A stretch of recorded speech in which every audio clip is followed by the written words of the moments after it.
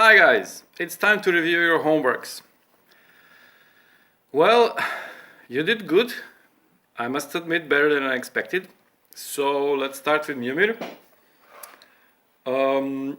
Yeah, he decided to keep the theme that he laid out, but he wrote a bit more about it.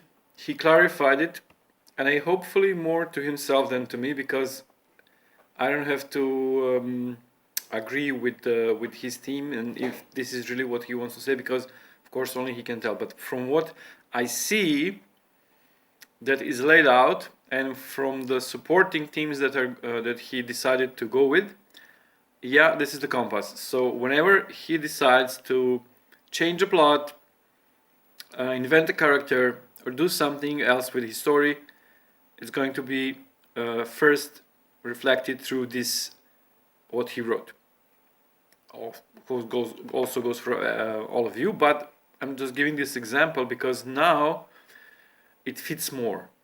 Now it's the aim. Now his theme and support teams are really aligned, and I'm really glad to see it, especially because I know that Miomir is quite busy and has a little girl, baby girl, so yeah, it's not easy to juggle work and writing, real life and writing.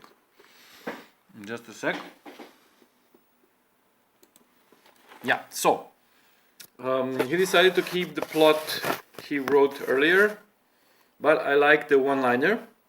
It's clear, it's precise, and it promises a great game. So with no encouragement or pat on the back, really I'm looking forward to this game. Good work. As usually, I will put the links in this video so you guys can keep track of who did what. Okay, Ricardo. I'm very happy to see that Ricardo's progress is really good and great. And it's not a wonder, because he's been working on his game for almost a year now. So yeah, of course, the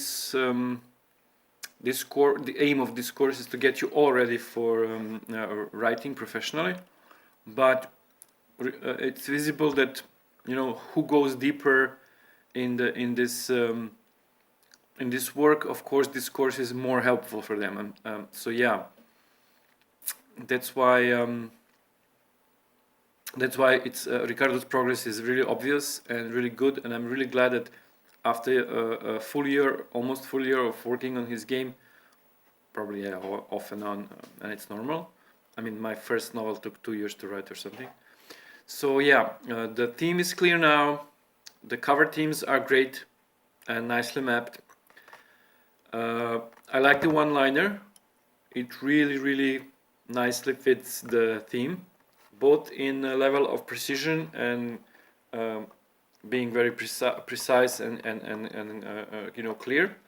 And I also like the passages. So yeah, this reads less like a story. It differs from what Miomir and Raul did, but it's really, I like it because it's really a roadmap, and I think it will help Ricardo really able to evade any dead ends, any what should happen, what should he do. So yeah, this is really a clear, now it's a clear compass, and we'll align all other elements of the story through this, and of course, yeah, shift and change. Also, I want to tell you that everything you wrote here is not set in stone, in sense that we are now developing a game. We're not writing a novel. Developing game means iteration, means repeating the cycle over and over again. So when you continue working on this, you will of course see the need to change and adjust some things. But what I will require of you is to, every time you feel the need to change, then go through the whole document again and change everything. Check, see if the changes you decided to make are cascaded. see what else changes, what else has to be adjusted. Because if you change something in your theme and your plot, that's new compass, that's new direction for your story, and you have to realign all the elements. So yeah, be careful. This is for your own good. I want you to write as smoothly as possible, and it's really about this. When I said be prepared, be prepared, be prepared, you'll see 90% of hard work is here. If you prepare this part well, then writing it out, plotting, putting everything, where it fits, breeze. So yeah, what I like especially with the way Ricardo framed his homework is because your homework is going to be more complex with each lesson. So for example, you're going to expand these passages and you'll be required to write a full pager, one page about your story. But we'll do this explanation on Friday. You guys feel free to work or not work on your story till then. We said these Tuesdays will be reviews and Fridays will be lessons and new homeworks. But yeah, I'm sort of announcing it right now that next lesson is going to be about characters, and you're going to have quite a lot of things to develop. So think about ways to expand this one-liner and passages into a full-page story. Don't write it out yet. Do write it out if you want to, if you feel like it. But this is not homework yet. And again, we have Raul. And Raul has done nothing about his cover themes, as far as I can tell. They are still a bit all over the place, especially because the plot is nice.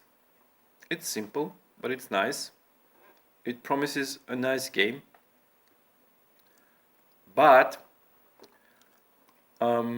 I simply, the my theme doesn't fit the plot, and that's fine, because my theme is about like what I want to, why I'm writing this, what's my deep goal, why do I start into this story, and it's fine.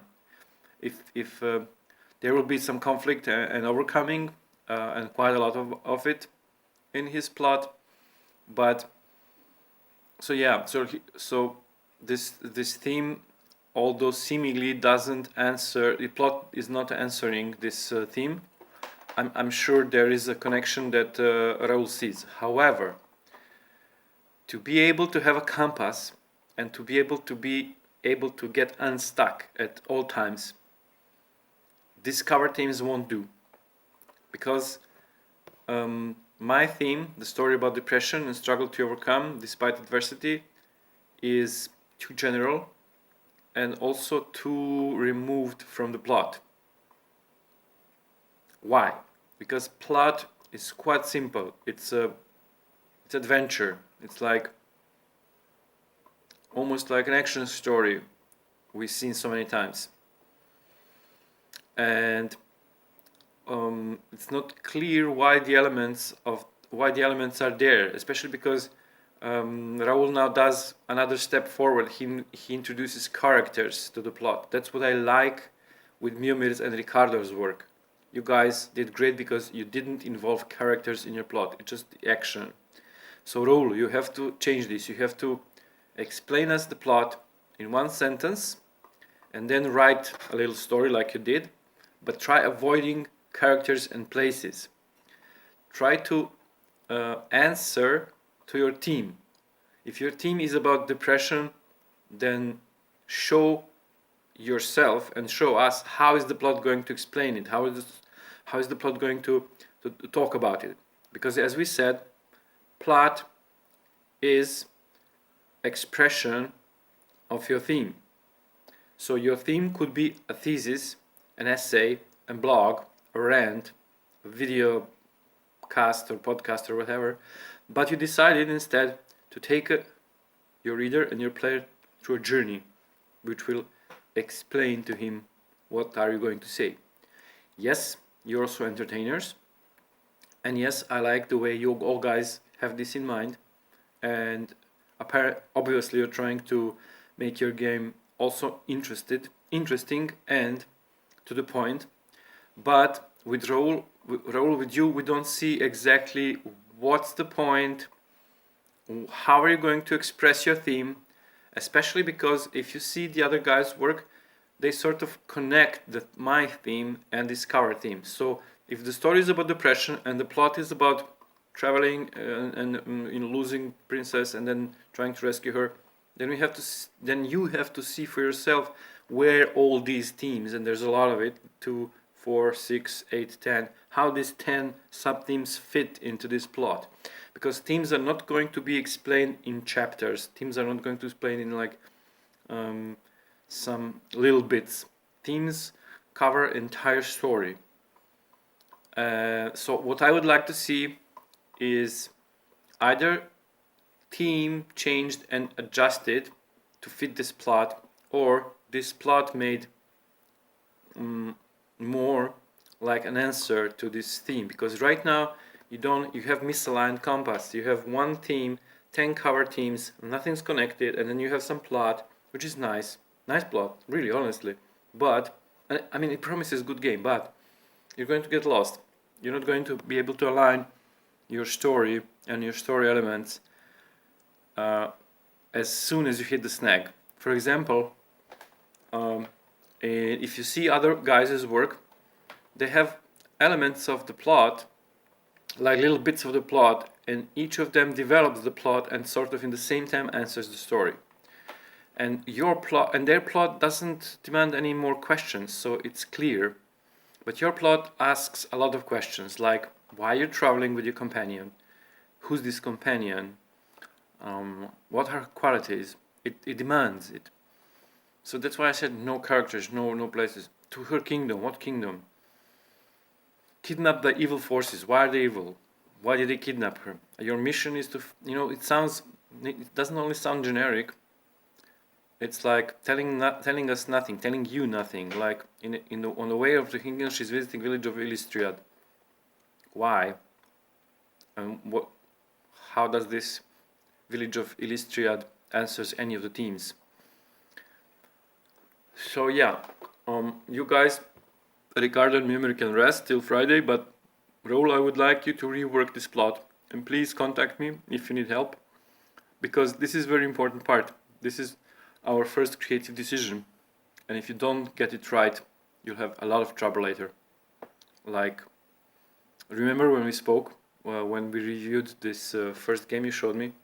There are a lot of things that are fun and cool, but making a professional game that you're going to earn money from is not about this.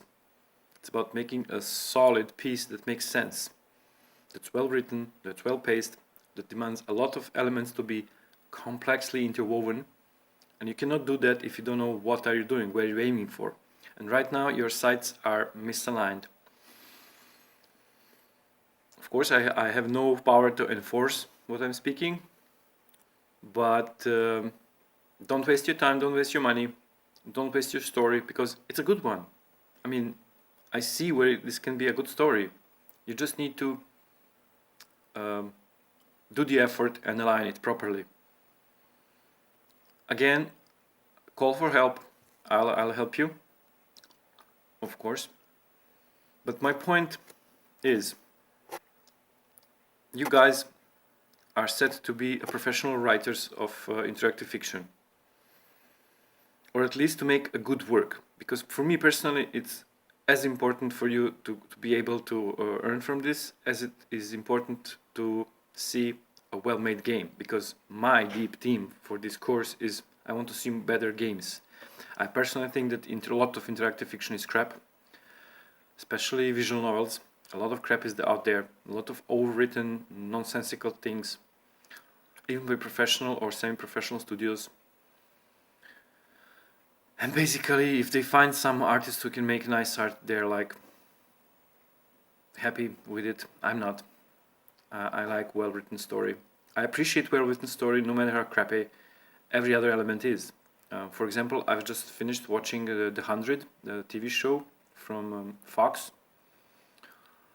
and it's